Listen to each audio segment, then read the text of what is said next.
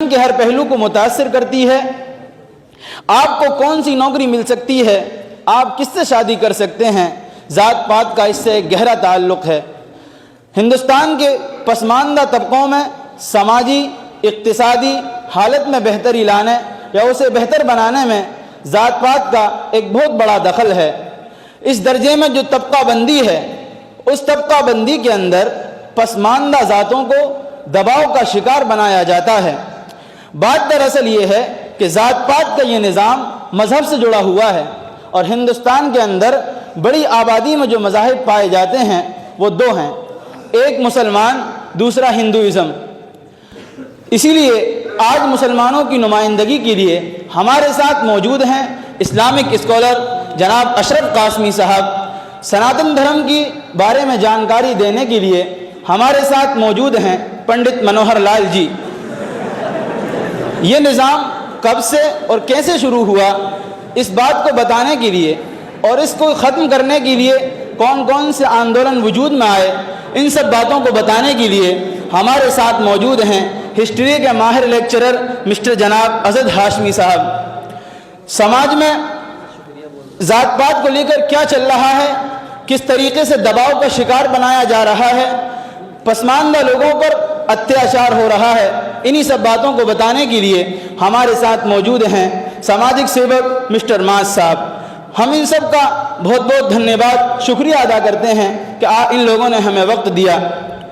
Audience, کہا یہ جاتا ہے کہ پروفٹ محمد صلی اللہ علیہ وسلم نے اپنے لاسٹ پبلک لیکچر میں کہا تھا کہ اسلام میں کسی بھی طرح کی ذات پات اور اونچ نیچ نہیں ہے، اسلام میں ایکوالٹی یعنی برابری ہے۔ لیکن پھر بھی ان سب کے باوجود مسلمانوں کے اندر شیخ، سید، پٹھان، مغل، انصاری، سلمانی، قریشی، یہ سب کیا ہے؟ انہی باتوں کو جاننے کے لیے میں آپ کو لے کر چلتا ہوں ہمارے آج کے بہت ہی خاص مہمان اسلامک اسکالر جناب اشرف قاسمی صاحب کے پاس۔ جناب اشرف قاسمی صاحب، ہم آپ سے یہ جاننا چاہیں گے کہ اسلام کے اندر ذات پات کو لے کر کیا تصورات پائے جاتے ہیں، کیا اسلام کے اندر ذات پات کا کوئی کانسیپٹ ہے یا نہیں؟ بسم اللہ الرحمن الرحیم۔ سب سے پہلے میں جناب التمش صاحب آپ کا بہت بہت شکر گزار ہوں کہ آپ نے ایک ہاٹ ٹاپک کاسٹزم ان انڈین سوسائٹی پر ڈیبیٹ کے لیے ایک انٹلیکچوئل طبقے کے سامنے ایز اے اسلامک اسکالر مجھے یہاں انوائٹ کیا۔ سر، جیسا کہ آپ نے سوال کیا کہ اسلام میں ذات پات کو لے کر کیا نظریہ ہے، تو میں اس کے جواب میں یہ کہنا چاہوں گا کہ اسلام میں ذات پات کا کوئی تصور نہیں ہے۔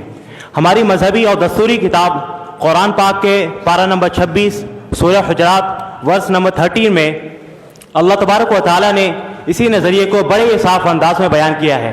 آیت ہے، یا ایھا الناس انا خلقناکم من ذکر و انثی وجعلناکم شعوبا وقبائل لتعارفوا، کہ اے لوگوں، ہم نے تمہیں مختلف قبیلوں اور گروہوں میں بانٹا تاکہ تمہاری شناخت اور پہچان ہو سکے، تمہارا تعارف ہو سکے۔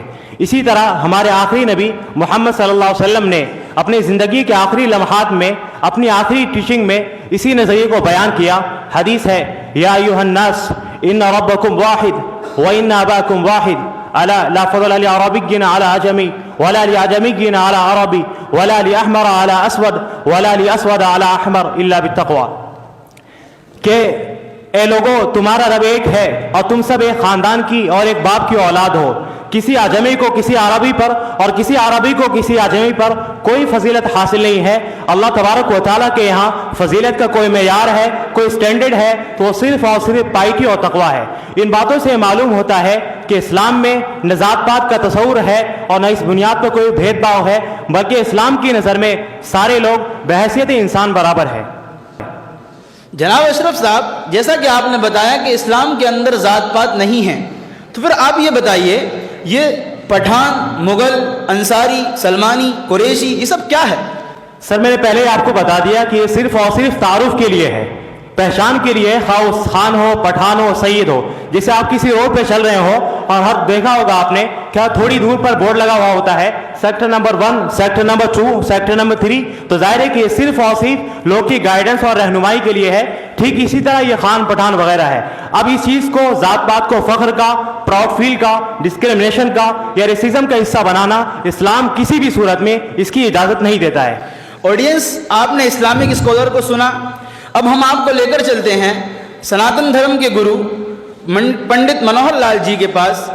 कहा यह जाता है कि हिंदू धर्म के अंदर हमें ये बात साफ तौर पर मिलती है कि हिंदू धर्म में ज़ात पात ही नहीं बल्कि ज़ातिवाद भी है।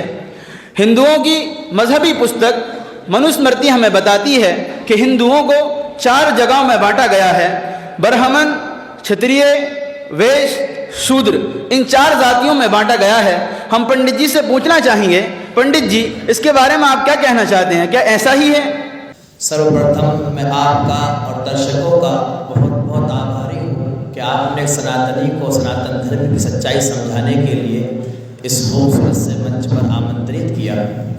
जहाँ तक सर आपका प्रश्न है हिंदू समाज में जातिवाद को लेकर, तो वो यकीनन है इसी आधार पर हिंदू समाज में एक खास समुदाय के साथ बहुत कुछ भेदभाव भी हुआ और आज भी हर रोज़ कहीं ना कहीं देखने को मिलता है। लेकिन सच ये है सर, हमारे वेदों में जो सबसे प्राचीन और धार्मिक पुस्तक हैं उनमें इस तरह का कोई भी मंत्र नहीं है और जिनमें मानवता को बांटने की बात की गई हो। हाँ, दूसरे इस तरह के जो ग्रंथ हैं यानी मनुस्मृति वगैरह, उनमें इस तरह का जो समाज के खिलाफ है, जो सनातन धर्म के खिलाफ है, उनको मसाला मिल जाता है। ऑडियंस, जैसा कि आपने पंडित जी को सुना, दोनों धर्म गुरुओं ने यह कहकर पल्ला झाड़ लिया है कि धर्म में किसी भी तरह का जातिवाद नहीं है। आइए हम आपको लेकर चलते हैं हिस्ट्री के माहिर लेक्चरर मिस्टर जनाब अजद साहब के पास। जनाब अजद साहब, हम आपसे ये जानना चाहेंगे कि जात पात का ये निज़ाम कब से और कैसे शुरू हुआ? First of all thank you for inviting me. देखिए सर, अगर हम origin of caste system in Indian society की बात करें तो आर्कोलॉजिस्ट यानी आसार कदीमा के माहिरीन का ये मानना है कि हिंदुस्तान के अंदर ज़ात पात का तस्वुर इंडस वैली सिविलाइजेशन यानी हड़प्पा तहजीब से ही राइज है। लेकिन हमें इसकी कोई मुसद्दद तारीख नहीं मिलती। हमें जो इसकी कोई मुसद्दद तारीख मिलती है वो मिलती है 1500 BCE से, जब आर्यंस ने इंडिया पर हमला किया। जब आर्यंस ने इंडिया पर हमला किया और यहाँ पर रहने वाले द्राविड़ लोगों से जंग की, और ये जंग तकरीबन 400 साल तक चली। और जब आर्यंस इस जंग के अंदर फतहयाब हो गए तो आर्यंस ने इस मुल्क के रिलीजियस और एजुकेशन सिस्टम और मिलिट्री, पॉलिटिकल और इकोनॉमिक सिस्टम को अपने हाथों में रखने के लिए अपने आप को 3 वर्गों में बांट दिया। जो सबसे आला लोग थे वो ब्राह्मण, दूसरी किस्म के लोग क्षत्रिय, तीसरी किस्म के लोगों को वैश्य कहा जाने लगा, और जो चौथी किस्म के लोग थे यानी जो यहाँ के नेटिव मकामी लोग थे उनको शूद्र बना डाला। और कई हिस्टोरियन का ये भी कहना है कि आर्यंस ने खुद को ब्राह्मण और दूसरे किस्म के लोग यानी जो इस जंग के अंदर जिन्होंने आर्यंस की मदद की थी उनको क्षत्रिय, और तीसरी किस्म के लोग जो जिन्होंने आर्यंस की न मदद की लेकिन वो इस जंग के अंदर गैर जानिबदार रहे उनको वैश्य बना दिया, और जिन्होंने इस जंग के अंदर आर्यंस के दांत खट्टे कर रखे थे उनको उन्होंने शूद्र बना दिया और ये कहा कि ये अनटचेबल लोग हैं, इनको छुआ ना जाए, बल्कि ये अछूत लोग हैं। और यही 4 वर्ण आज हिंदुस्तान के अंदर चल रहे हैं और 1500 BCE से लेकर ये सिलसिला आज तक जारी है। ऑडियंस, जैसा कि आपने सुना, हमारे हिस्ट्री के माहिर लेक्चरर ने बताया कि ये जात पात का निज़ाम आज से नहीं बल्कि प्राचीन काल से चला आ रहा है, लेकिन धार्मिक गुरु मानने के लिए तैयार नहीं है। पंडित जी, मैं आपसे ये पूछना चाहूँगा, जैसा कि अभी आपने कहा कि आपके धर्म के अंदर जात पात नहीं है, तो फिर ये ब्राह्मण, क्षत्रिय, वैश्य, शूद्र ये सब क्या है? सर, ये सब जात थोड़ी है, ये सब प्रकार है। जिस तरह हम लोग आम खाते हैं, अब आम कई प्रकार के होते हैं, कोई दशहरी होता है, कोई कलमी होता है, कोई लंगड़ा होता है सब आम, लेकिन सबके स्वाद अलग अलग है। ऐसे ही हमारे गीता में तो बतलाया गया कि मनुष्य कैसा होता है। मनुष्य ब्राह्मण प्रकार का होता है, मनुष्य कैसा होता है, मनुष्य वैश्य प्रकार का होता है, मनुष्य कैसा होता है, मनुष्य शूद्र प्रकार का होता है। तो सर ये सब प्रकार है, जात नहीं है। जात क्या है हमारी? जात हमारी है मनुष्य जाति के हम, यानी हम मनुष्य जाति को मानने वाले हैं। और सर ये मेरी बात नहीं है, ये वेदों का वचन है, इसको कोई नहीं नकार सकता। ऋग्वेद मंडल नंबर 10 सूक्त नंबर 90 मंत्र नंबर 12 में कहा गया है ब्राह्मण मुखमासी बाहुरजन्यकृता उरु ददजद्वेश्या बद ब्राह्मण शूद्र जाहियता, कि ब्राह्मण जो है ये भगवान का मुख है और शूद्र जो है ये भगवान की चरण है और क्षत्रिय भगवान की भुजा है और वैश्य भगवान की जंघा उधर है। तो ब्राह्मण भगवान का मुख है और वैश्य भगवान की चरण है। तो सब ये जब भगवान के मुख और चरण है तो भगवान के पिता हुए, जब भगवान के पिता हुए तो फिर ये सब आपस में भाई भाई हुए, तो फिर भेदभाव कैसा? पंडित जी, आप जो कह रहे हैं कि ये जात पात नहीं बल्कि ये प्रकार है, इसी प्रकारता का नाम ही तो जातिवाद है। मैं आपके पास दोबारा आऊँगा। ऑडियंस, हम आपको लेकर चलते हैं आज के हमारे समाजी कारकुन मिस्टर माज साहब के पास। मिस्टर माज साहब, आप ये बताइए, जैसा कि आपने धार्मिक गुरुओं को भी सुना, हिस्ट्री के माहिर लेक्चरर को भी सुना, धार्मिक गुरुओं का कहना यह है कि धर्म में जातिवाद नहीं है, लेकिन तारीख ये बता रही है कि जातिवाद है, जात पात भी है। तो आप ये बताइए कि आप क्या सोचते हैं, समाज में जात पात का कॉन्सेप्ट होना चाहिए या नहीं? सबसे पहले तो मिस्टर अल्तमश साहब, मैं आपका बड़ा आभारी और शुक्रगुजार हूँ कि आपने मुझे इस डिबेट के अंदर एक बहुत ही अहम और संवेदनशील मौजू यानी ज़ात पात पर बातचीत और गुफ्तगू करने के लिए इनवाइट किया। सर, जहाँ तक बात है हिंदुस्तान के अंदर ज़ात पात और ऊंच नीच की, तो आज इस समाज के अंदर ज़ात पात को लेकर लोग काफ़ी सीरियस है। मैं मुस्लिम समाज के लोगों से भी मिला हूँ, इसी तरह मैं हिंदू समाज के लोगों से भी मिला हूँ।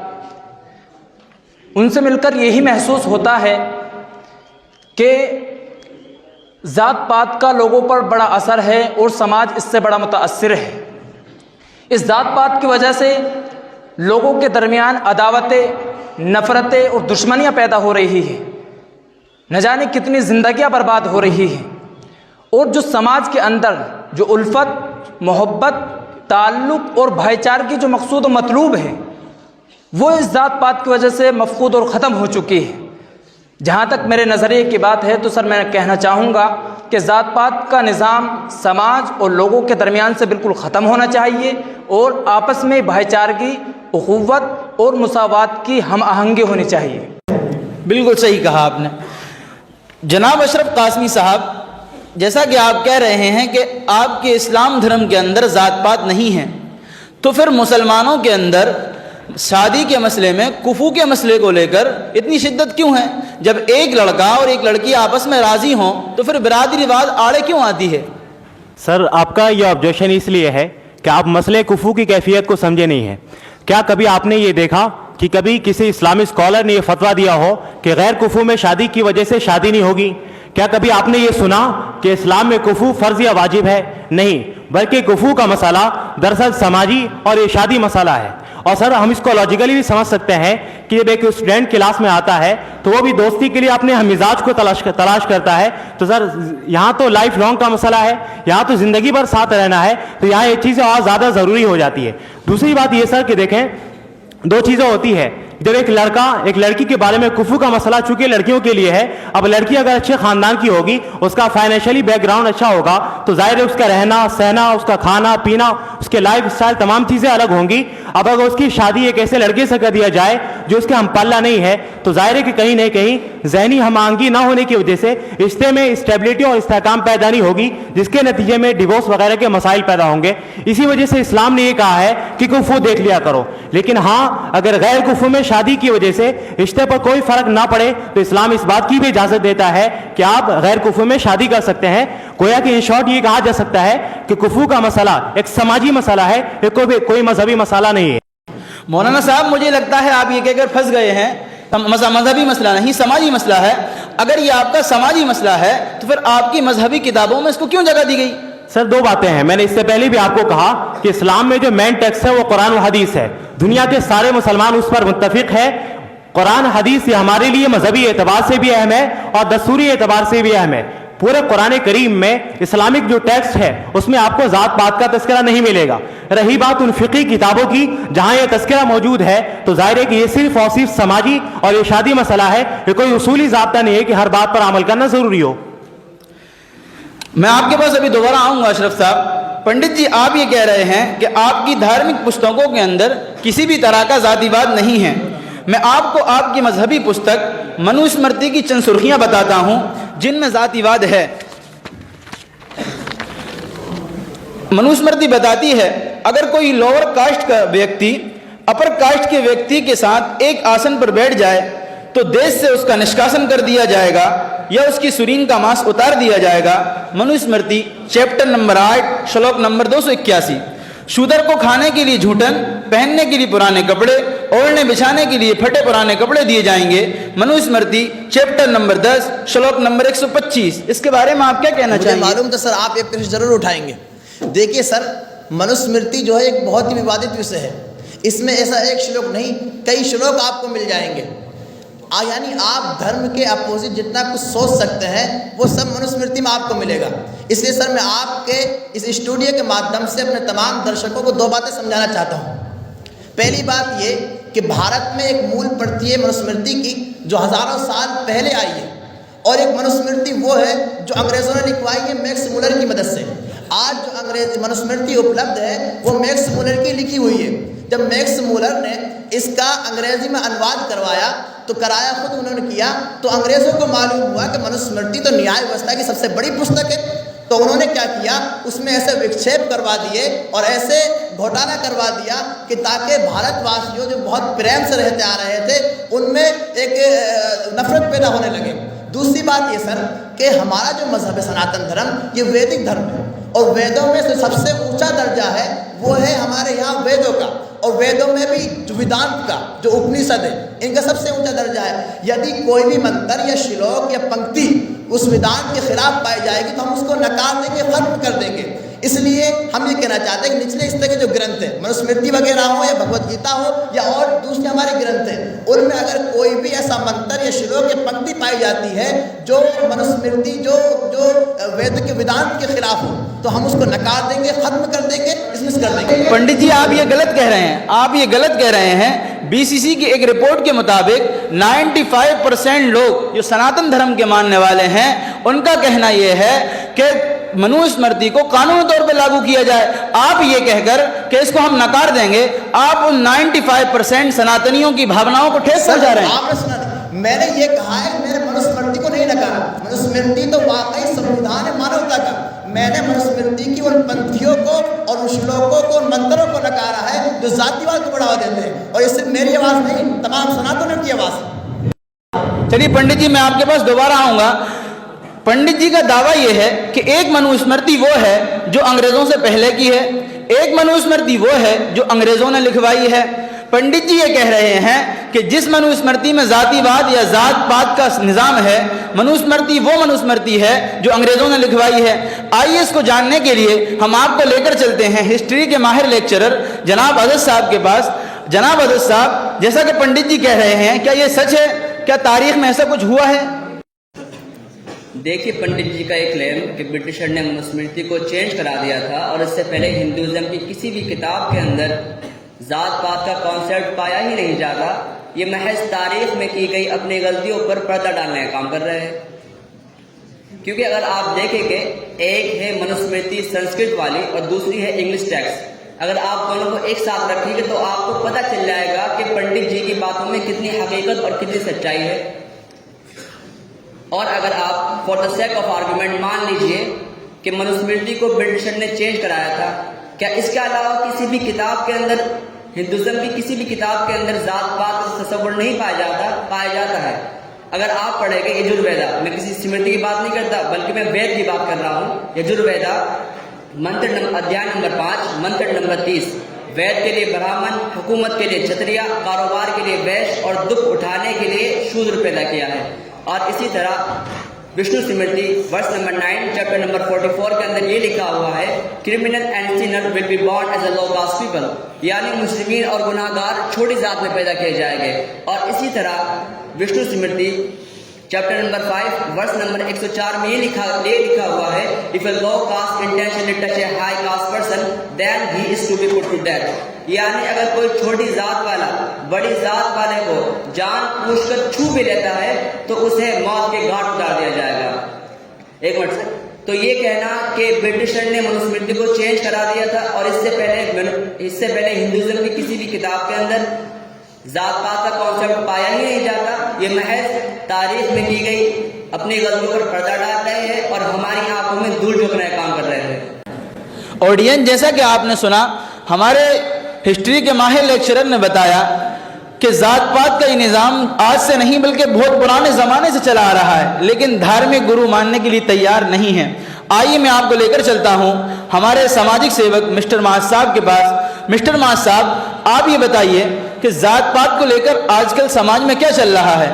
کیا سماج اس ذات پات کے نظام سے جوجھ رہا ہے؟ کس قدر اس ذات پات کے نظام سے کرا رہا ہے اور سب کچھ کیا چل رہا ہے؟ ذرا کچھ بتائیے۔ سب سے پہلے تو مسٹر التمش صاحب، میں آپ کو بتا دوں کہ مجھے اس بات سے کوئی مطلب نہیں ہے کہ مذہبی کتابوں کے اندر کیا ہے۔ میں اسلام اور سناتن دونوں دھرموں کا سمان کرتا ہوں، لیکن سماج کے اندر کیا ہو رہا ہے ذات پات کو لے کر، یہ میں آپ کے سامنے رکھتا ہوں۔ یقیناً آپ جانیں کہ آج جو اونچے طبقات کے لوگ ہیں وہ نیچے طبقات کے لوگوں پر کتنا اتیاچار کر رہے ہیں، کتنا ظلم اور زیادتی کر رہے ہیں، اس کی چند رپورٹس میں اپنے ساتھ لے کر کے آیا ہوں، میں آپ کو دکھانا چاہوں گا، آپ کو بتانا چاہوں گا۔ دیکھیے، انڈیا ٹوڈے کی رپورٹ کے مطابق 14 اگست سن 2022 میں راجستھان کے اندر ایک ٹیچر نے ایک دلت اسٹوڈنٹ کو صرف اس بنیاد پر مار ڈالا کہ اس ٹیچر کے گلاس سے اس اسٹوڈنٹ نے پانی پی لیا تھا۔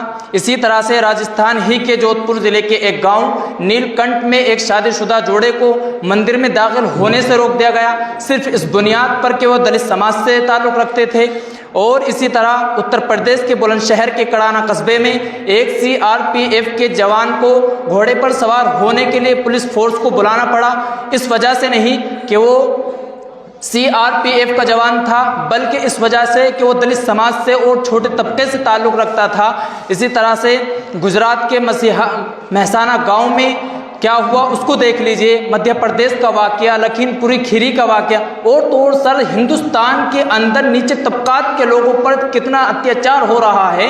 یہ رپورٹس بیان کی ہے نیشنل ہیومن رائٹس کمیشن نے کہ ہر 18 منٹ کے اندر ایک دلت مرد کے خلاف جرم کیا جاتا ہے، اور ہر دن 3 دلت عورتوں کے ساتھ ریپ کیا جاتا ہے، اور ہر دن 11 دلتوں کو مارا اور پیٹا جاتا ہے۔ اور اسی طرح سے مظفر پور ضلع کے ایک کالونی ہے جس کے راستے کے بیچوں بیچ ایک دیوار کھڑی ہے، جس کی وجہ یہ بتائی جاتی ہے کہ یہاں 2 کاسٹ کے لوگ رہتے ہیں، ایک اپر کاسٹ جس سے شیخ ہے اور دوسرے لوور کاسٹ سے جس کو انصاری کہتے ہیں، اور وجہ یہ بتائی جاتی ہے کہ اس دیوار کے بیچ میں کھڑے ہونے کی وجہ یہ ہے کہ یہاں دونوں برادریوں کے اندر اور دونوں کاسٹوں کے اندر ذات پات کو لے کر کے ایک بڑا ہنگامہ ہے۔ جناب اشرف قاسمی صاحب، جیسا کہ آپ نے سنا، ہمارے سماجی کارکن نے بتایا، وہ چاہے مظفر پور کے محلے کی دیوار ہو یا اسی طریقے سے گوگل پر مشہور ویب سائٹ میٹرومونیل ویب سائٹ ہو، یہ سب جب آپ کہہ رہے ہیں کہ اسلام میں ذات پات نہیں ہے تو پھر یہ سب کہاں سے آ رہا ہے؟ سر 2 چیزیں ہیں، ایک پریکٹس ہے اور ایک ٹیکسٹ ہے۔ میں نے اس سے پہلے بھی بتایا کہ دونوں میں زمین و آسمان کا فرق ہے۔ There is a gulf of difference between Islamic text and practice. دونوں کے اندر زمین و آسمان کا فرق ہے۔ آپ دیکھیں کہ اسلامک ٹیکسٹ میں ذات پات کا تذکرہ نہیں ملتا ہے۔ رہی بات پریکٹس کی، تو یہ چیزیں ہیں مسلمانوں میں، اور وجہ اس کی یہ ہے کہ چونکہ مسلم کمیونٹی اس ہندوستان میں ہزاروں برس سے دوسری کمیونٹی کے ساتھ رہتے آ رہی ہے، اور ظاہر ہے کہ جب 2 کمیونٹی ایک ساتھ رہتی ہے تو جہاں خوبیاں ایک دوسرے میں منتقل ہوتی ہے، ساتھ میں کچھ خرابیاں بھی منتقل ہوتی ہے۔ ٹھیک اسی طرح مسلم کمیونٹی کے اندر دوسری کمیونٹی سے کچھ خامیاں بھی، کچھ خرابیاں بھی منتقل ہو کے آئی ہے، اسی میں سے یہ ذات پات ہے، ورنہ اصلاً یہ مسلمانوں میں نہیں تھی۔ جناب اشرف صاحب، آپ یہ کہہ رہے ہیں کہ آپ کے ٹیکسٹ کے اندر ذات پات نہیں ہے، پریکٹس میں ہے۔ میں آپ کو بتانا چاہوں گا، آڈینس کہا یہ جاتا ہے کہ پروفٹ محمد صلی اللہ علیہ وسلم کی ہر بات مسلمانوں کے یہاں ٹیکسٹ کی حیثیت رکھتی ہے، اور پروفٹ محمد نے اپنے ایک پبلک لیکچر میں کہا تھا الائمۃ من قریش، کہ حکمرانی صرف اور صرف قریش کے لیے ہے، حاکم قریش ہی بن سکتے ہیں، تو اس سے کہیں نہ کہیں یہ ثابت ہو رہا ہے کہ پروفٹ محمد اپنی برادری کو اور اپنی ذات کو اونچا دکھانا چاہتے ہیں۔ اس کے بارے میں آپ کیا کہیں گے؟ سر میں ابھی ایک اصول مینشن کرنا مناسب سمجھتا ہوں کہ کسی بھی اسلامک ٹیکسٹ کو سمجھنے کے لیے اس کے کانٹیکسٹ یعنی سیاق و سباق کو سمجھنا ضروری ہے۔ ٹھیک اسی طرح سے یہ حدیث جس کو آپ نے کوٹ کیا ہے اس کا بھی ایک پس منظر ہے، اس کا بھی ایک کانٹیکسٹ ہے۔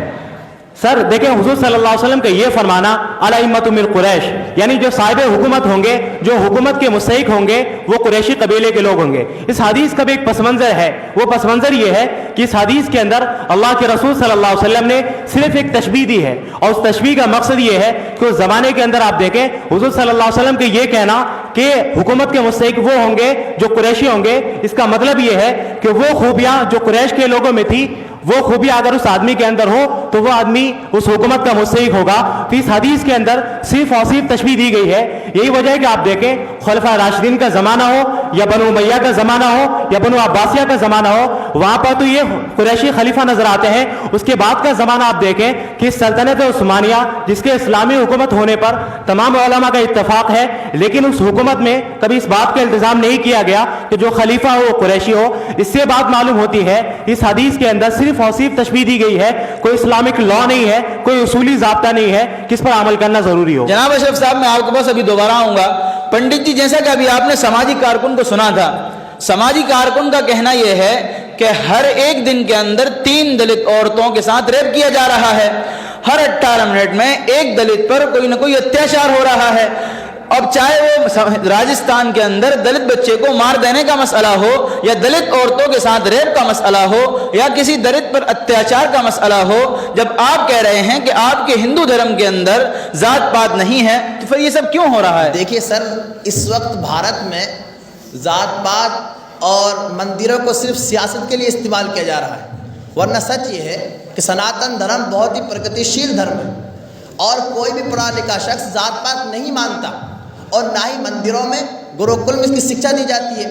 مسٹر معاذ صاحب نے جو دلت اتیاچار پر بات کہی ہے وہ واقعی بہت دکھد ہے، لیکن اس کا ہرگز یہ مطلب نہیں ہے کہ سناتن دھرم ذاتی واد کو بڑھاوا دیتا ہے۔ سر سناتن دھرم دلت بھائیوں کو نہ کیول مندروں میں جانے کی انومتی دیتا ہے بلکہ کوئی دلت اگر پجاری بننے میں سکچم ہے تو اس کو پجاری بننے کی بھی انومتی دیتا ہے۔ اسی طرح سر کسی بھی کاریالے، ہوٹل، دکان آدی ساروجنک چھیتر میں کہیں بھی ذاتی واد نہیں پایا جاتا، بس میڈیا کو کیا ہے مسالہ چاہیے تاکہ وہ اپنے پرچار کر سکے۔ سر میں آپ سے ایک رپورٹ پیش کرنا چاہوں گا، تروپتی مندر میں 500 دلت پجاری بنے اور یہ سبھی ہندو ہیں اور پجاری بننے کے وبھن سنسکاروں کی پریکشاؤں کو پاس کر کے پجاری بنے ہیں۔ یہ سبھی اب تروپتی مندر میں وبھن پوجا کرم کرائیں گے اور یہ سبھی اب برہمن ورن میں ہے۔ ہاں سمویدھان کے حساب سے SC یا ST ہیں، مایاوتی کے حساب سے دلت ہیں اور امبیڈکر وادیوں کے حساب سے یہ شودر ہیں، تو سر اس میں ہمارا کیا قصور ہے؟ اب لوگوں کو اپنی راجنیتی چمکانا ہے تو ہم اس میں کچھ نہیں کر سکتے۔ سر مسٹر معاذ صاحب میں آپ سے یہ پوچھنا چاہوں گا، آپ سماج میں رہتے ہیں، سماج کی سیوا کرتے ہیں، آپ یہ بتائیے کہ آپ کے من میں سماج میں اس پائی جانے والی بیماری کو ختم کرنے کے لیے کوئی سمادھان ہے؟ دیکھیے سر، ذات پات کو ختم کرنے کے لیے جو سب سے اہم چیز ہے وہ ہے سوشل ریفارم، یعنی سماجی اصلاح۔ اور سوشل ریفارم کیسے آئے گا؟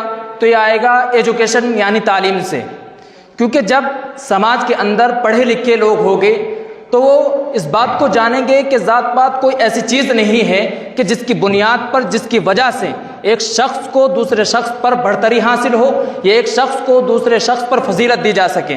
اسی طرح سے ایک بہت ہی اچھی صورت یہ بھی ہو سکتی ہے کہ جو ہندوستان کے اندر بڑی بڑی تنظیمیں کام کر رہی ہے ان کو ذاتی واد کے خلاف آواز اٹھانی چاہیے اور انسانیت اور بھائی چارگی کو بڑھاوا دینا چاہیے۔ اس تعلق سے ہمیں دوسرے ممالک کو پیش نظر رکھنا ہوگا اور رکھنا چاہیے کہ وہاں زمینی صورتحال یہ ہے کہ وہ ذاتی پات جیسی چیزوں کو کوئی بڑھاوا اور کوئی اہمیت نہیں دیتے ہیں، تو سر بلکہ وہ اپنی اور ملک کی ترقی کے لیے اپنے آپ کو مصروف اور مشغول رکھتے ہیں۔ آڈینس، ہمارے سماجی کارکن نے بہت اچھی بات کہی ہے کہ سماج سے اگر اس بیماری کو ختم کرنا ہوگا تو ایجوکیشن کو بڑھاوا دینا ہوگا۔ میں آپ کو لے چلتا ہوں ہمارے ہسٹری کے ماہر لیکچرر جناب عزت صاحب کے پاس۔